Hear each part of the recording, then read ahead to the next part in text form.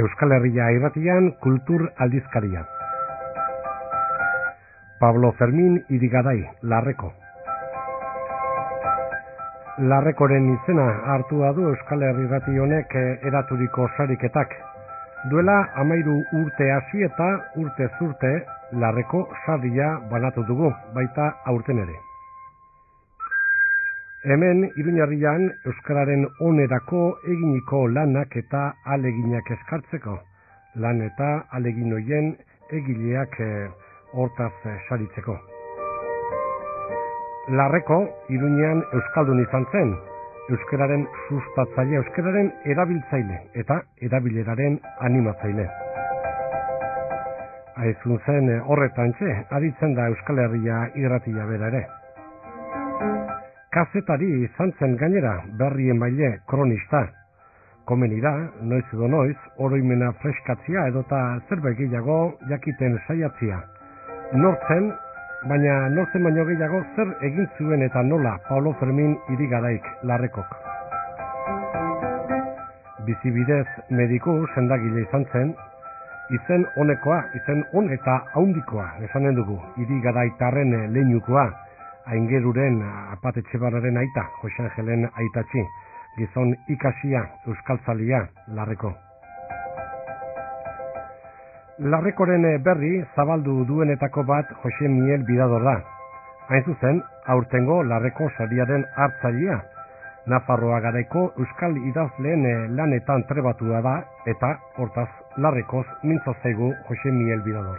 Larreko bere momentuan importante izan zen nolait ere euskarari alako prestigio bat eman ziolako. Ezin da ahaztu Larrekoren lehendabiziko euskal idazkiak agertu zirela, tradizion nabarran 1912 garren urte inguruan, ez? Orduan inork ez zuen euskaraz idazten.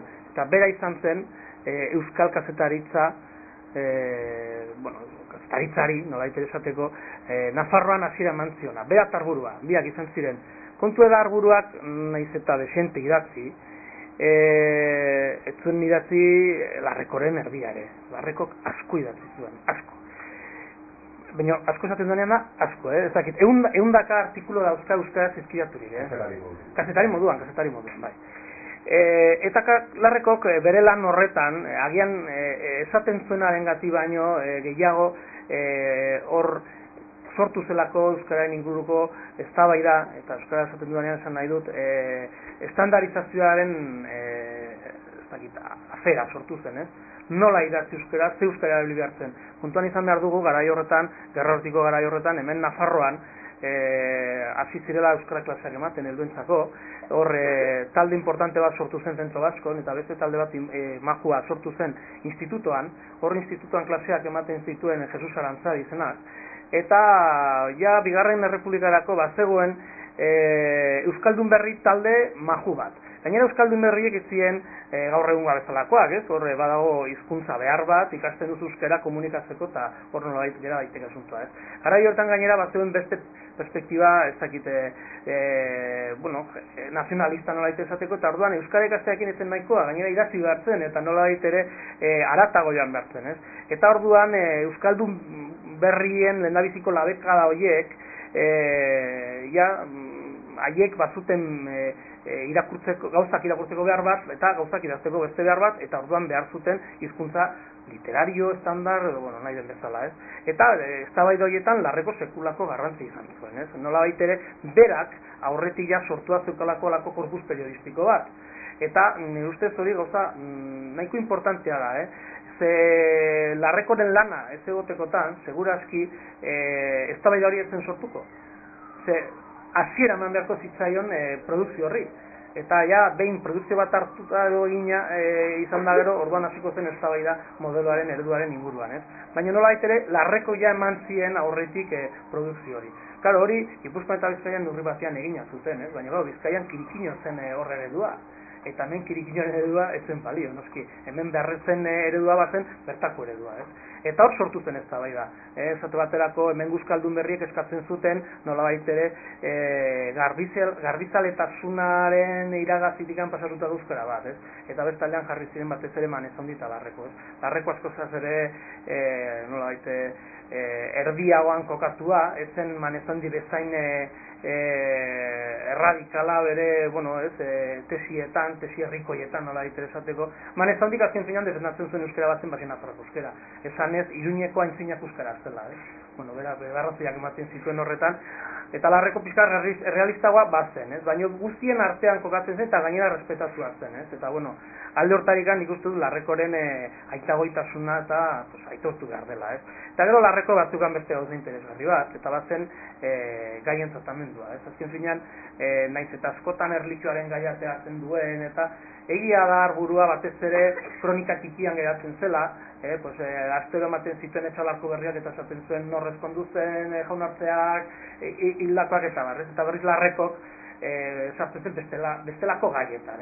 Egun batean komentatzen zuen 17. mendeko euskal liburu bat, hurrengo astean komentatzen zuen feminismoaren inguruko bediritziak, zergatik emakumeek ez dutela, zebera, nahiko antifeminista jaten alde hortarikan, baina batzen gai moderno bat, hurrengoan abian komentatzen zuen Osasunaren azkeneko partida, eta hurrengoan komentatzen zuen, igandeko evangelia, Orduan, hartzen zen pixkat denetarik eta, behar guztietarako moldatzen zen, Zate bateko udetan jaten zen beti Pantikosara, horre bainoetara, eta Pantikosatik kronikak igortzen zituen, eta, deskribatzen zen hango bainuak, edo hango bizitariak, eta zen hola boien zegoen, eta, ez dakit, askozaz ere modernoagoa, naiz eta agian ideologia aldetikan oso pertsona, zerokoia izan, gaur egun ikuspuntutik, Baina, klaro, eukitzea 150 artikulu edo 200 artikulu horria publikatuak, eta alako korpus maju bat osatuta gero, hitz egin daiteke ez dakit, alako, periodismo, saio serio batez, eta berriz bestea, asko zazere anekdotikoa geratzen zen,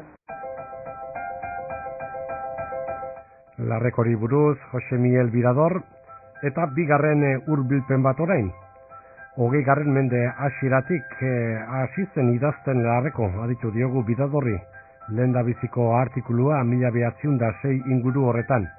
Ta esan liteke gerora geldi aldirik gabe lan ugariren egile izan zela, kazetari eta kronista. Orain dela 15 urte Iñaki Camino, filologo eta irakasleak, Larrekoren idazlanen edizio bat prestatu zuen Nafarroatik izenarekin. Idazlanak hautatuta, hoiekin 2 liburu apailatu zituen, eta aurresolas moduan azterketa eginez. Iñaki Camino. Gertatzen dena da, 2 liburu egiteko hainbat eta gehiagora bazela, eta orduan nik 2 zatitan nahi izan nuen banatu pixka bat, neure ikuspegitik haren lana. Batetik hautatu nituen eskualdunan egiten zituen kronikak. Aste oro berak idazten zuen Nafarroatik. Nekazaria, abeltzaina, xuria eta guztiz euskalduna zen Nafarroa bereko eta Lapurdiko gizarte horri berak idazten dio Iruñetik orduko berri kontaturik. Eta kontatzen duena da eguneroko hainbat gauza. Beraz, kronista gisa utziko nuke, berak Nafarroatik idazten duela garbi dauka, eta beraz, garai hartako gizarteko berriak, politikako berriak, igandean Osasunak beti zipita bat irabazi diola, halako erietxe berria egin dela, edo ez dakiz zein herritako festetan mutiko bat ito dela, horien guztien berri ematen die, bere buruan hain zuzen eskualduna dagoelako, eta herrixeari gauza txiki eta handien bidez ematen zaien euskal informazioa dauka gogoan nabarmen gainera. Esan nuke, gertaeren kronikak egiten ditula gehiago, iritzi artikulotalakoak ez baizik gertatuak hoietxek direla, ze gertara molde batzuk esan dituzu. Bai, ni pentsatzen dut bera bereziki ari dela pentsatzen ohiko euskal jende gehiegi ikasiak ez diren hoiengan, laborariengan eta eguneroko langileengan, eta badaki hoiek euskaraz zer irakurtzen duten, horiek ez dituzte filosofiako lanak irakurtzen edo Eta alde horretatik berak errealitateko berri ematen du, beraz lekukotasun hori nabarmen eman nahi du. Horrez du esan nahi, garai hartako gizartean, batez ere, ez dakit nik nola esan, hiriak handitzen ari dira, auzoak sortzen ari dira, bai Iruñean eta bai Baionan, eta horren guztiaren berri ematen du, eta batzuetan hor bai, ateratzen zaio iritzia, dela langileriaren eskabidetan, edo maztekiaren rola dela, edo politika kontuak eskuin eta ezker, eta erdia, edo eman dezagun Europako gertakariak gerra dela, Euskaldunak 14 gerlan daude Europan Alemanen aurka, Alemanez duen beldurra ageri da, Europa da gaia, Euskal Herria da gaia, Euskara da gaia, Euskal idazleak dira gaia, beraz, berak iritzia ematen du, eman behar duela iritzen zaionen, eman dezagun, bera ez da kristaua bakarrik katolikoa ere bada errotik, eta orduan leparzurre genio ematen ditu iritziak. Eta gero ikusten baldin badu, ondartzetan neska gazteak ari direla eguzki hartzen oso arropa gutxirekin, horrelakoetan asaldatzen da, beraz, ikuspegi tradizionalista, kontuan izanik bere herri txiki batean sortua dela, bakezalea dela, eta neurri batean iraganeko ideien aldetik oso sarturi dagoela, horren berri ematen du. Baina nik ez nuke Larreko bereziki iritzi emailetzat sartuko naiz, eman behar duela uste duenen ematen duen. Eman dezagun indarkeriaren aurka beti ari iritzi ematen, bera medikua da, bera osasuna eta korputzak ondaturik daudenak sendatzen ari da, eta konturatzen da gerla eta badatozela. Hemen bere garaian jarri behar dugu, 1916koa da, zeure liburuan diren Larrekoren lehendabiziko artikula, 1916.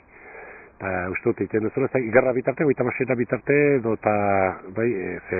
urteetan luzatu zen noski bere lana. Berak bereziki idazten du, hegoaldean euskara gizartean idazteko moduan dagoen arte. Eta praktikan badakigu hori 39. urtea dela, ezta? Egia da berak Baionako eskualdunan idazten zuela, eta alde horretatik izan zezakela beste ikuspegi bat.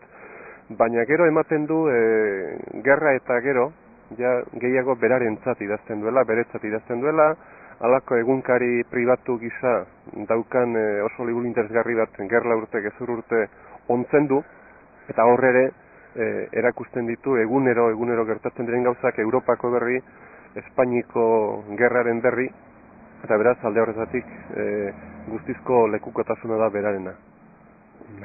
Zer nolako, Iruñetik eginak, baina oporretara joaten denerik ere, oporlekutatik ere idatzi du, beti ez daite oso egunerokoari loturik haitzen da, gauza trivialak, zenbaitetan iruditutenak eta, olako pasadizuak eta hor bere garaiko bizimoduaren erretratu bat ere agertzen zaigu azken batean, ez? Nik egia esan ikasi nuen Larreko irakurri zau da, historia ikasten da, Churchillen eta Hitlerren eta hoien arteko goraberak ageri dira, Mussoliniren berri, eta gero nik uste Larreko irakurriz ikasten dela gauza bat. Orain, une honetan ari gara gure memoria berreskuratu nahian, ze gertatu zen 36an, ze jende garbitu zuten, eta ematen du orain onak direla errepublikarrak eta besteak direla gaiztoak. Eta horrelako ikuspegi manikoen gainetik, Larrekok erakusten duena da, zitalkeria, gordinkeria, indarkeria, nola zebiltzen lasai xamar garai hartan, demagun Bartzelonan edo horrelako gatazka zegoen lekuetan, eta berak horren guztiaren aurrean ikuspegi kritikoa dauka. Berak ez du onartzen inolaz ere indarkeria, bera medikua da, bera sinestuna da, kristaua da, eta alde horretatik espantuka eta beldurrez bezala dago. Hau da, ez du batere gogoko, bere azken urtetan zeren, oroitu behar dugu, Larreko 70 urteko gizaseme zaharra dela, Espainiko gerra bukatzen denen, ordan ikusten duen horren beste indarkeria, horren beste odol isurtze, berak beldur dio datorrenari. Gero, Europan berriz ere, bera nahiko zaharra denean, 80 urtetara inguratzen ari denean, Europan gerra dagoenean, berak pentsatzen du, azkena datorrela, ez da batere ongi sentitzen ikusten duenaren inguruan. Larrekoren lanen, idazlanen, nuke egunero galko egungo balioa, edo bigentzia ez da. Batik bat behar bada, kazetaritzan ala edo nola saiatzen direnei edo garen ondako, ez? Zenbateraino dauka, beak, erreferentzi edo eredu posible bat, edo ikasbide ere, bai. Bai, hor, kazetaritza teknikoaz nik ez dut ezer kontatzen esan, horretarako bazaude pezuek, baina egia da, Larrekoren idaztankera eta estiloa aipatu denean, batetik soiltasuna aipatu dela, hau da, esaldi parataktikoak, gero laburrak diren esaldiek bate bestaren atzetik lotzea, sintaxi sakontasun gehiegitan sartu gabe, euskaraz irakurtzen guztiz ohiturik ez dagoen jende batentzat egindako artikuluak dira. Ez da saiakera sakona, baizik eta alde hortatik euskararen erabilera soziala apala den garai bateko idazlea dugu. Eta alde horretatik kazetaritza erraxa jendeak ulertzeko moduan nahi baldin bada, Larreko interesgarria da. Bestalde, Larreko gainera beti Ipar Euskal Herria gogoan du, eta beraz handik kontrabandoan ekartzen ditu hainbat eta hainbat esaera, hainbat hitz, bera gainera horre baztanen eta beran eta auritzen ibilia da, baserri giroko zea batean, bizimolde batean izana da, eta beraz, berarentzat Ipar Euskal Herri gabeko Euskal Herri batek ez du sentidorik, berak horrela bizi izan du eta hortik edaten du nabarmen. Ta azken kontu bezala, jak hemen galde dezakeuna eta esaten ari garen aritik, ez? Bere euskara moldea, esan dugu, kazetaritza gisa funtzionala eta idazkera funtzionala, baina baita ere euskararen eredua nafarrera bestaldeko formula batzuk eta inkorporatuz eta egun ere balio dezakena, Bai, beti balio dezakena, azken baten eremu horretan hori da egiten den mintzoa, eta euskaldunek hori baliatu dute, hori literaturan dago, eta oraindik ere baztanen eta leku horietan horrela mintzatzen dira. Nik denan euskara dela eta gogoreak argin nahiko nuke behar bada bitxia den datu bat, zeren gure Larreko sortzen den urtea, hain zuzen da Bonapartek horrela baldin bada data, bere mapa argitaratzen duen urtea bera, 79. Ez dakigu zehazki orduan egin ote zuen mapa hori Bonapartek, hor badira zalantzak, baina eman dezagun horrela dela. Guk ikusten dugu Larreko sortzen zaigula, Iruñi herria eta ingurua desuskalduntzen ari den garai horretan. Zeren badakigu 19. mendean, frantsesen aurkako guduak zer eragin izan zen euskararen kalteetan, eta ondoren, 50 urteren buruan edo, Larreko mundura dator, eta bera lekuko da, Ollaranen edo Olloibarren euskaldunak nola galtzen ari diren, Aezkoan, Zaraitzun, eta leku horietan. Oraindik ere, Orba ibarra, edo Untziti ibar, edo Itzarbe ibar, edo Elortzi ibar, edo Aranguren, edo eremuile guztiak euskaldunak dira. Ezkabarte, Odieta eta horiek euskaraz mintzo diren ibarrak dira. Beraz, berak hori ezagutzen du, aldi berean, gizartean galtzen ari den hizkuntza da euskara, geografikoki egia da eremu hori harrapatzen duela, Bonapartek zeukan guztia eman dezagun Eguesi ibarreta horiek, edo Arrias Goitita horiek guztiek gaur egun jenderik gabe gelditzen ari direnak, baina noski hizkuntzaren indarra galtzen ari da. Horren lekuko da, horrek sekulako mina ematen dio, eta horren inguruan usu idazten du. Ez ezaguna ahaztu, Larrekoren seme zen Aingeruk, Larreko zaharra zenean, 35ean argitaratu zuela, herri zerrenda bat, nahiko ikuspegi modernoarekin esanez, herri honetan, 75 urtetik goitiko jendeak euskaldunak dira, euskaraz mintzo dira, 75 urtekoak euskaldunak dira, erdaraz aritzeko ohitura dute, 50 urtekoek euskara ulertzen dute, baina ez dute sekula. Horrelako mapa bat bazegoen Larrekoren gogoan, bazegoen haren seme Aingeruren gogoan, eta alde horretatik hori leitmotifa da haren idazkietan, eta berak izugarrizko minez bizi du Nafarroaren desuskalduntzea.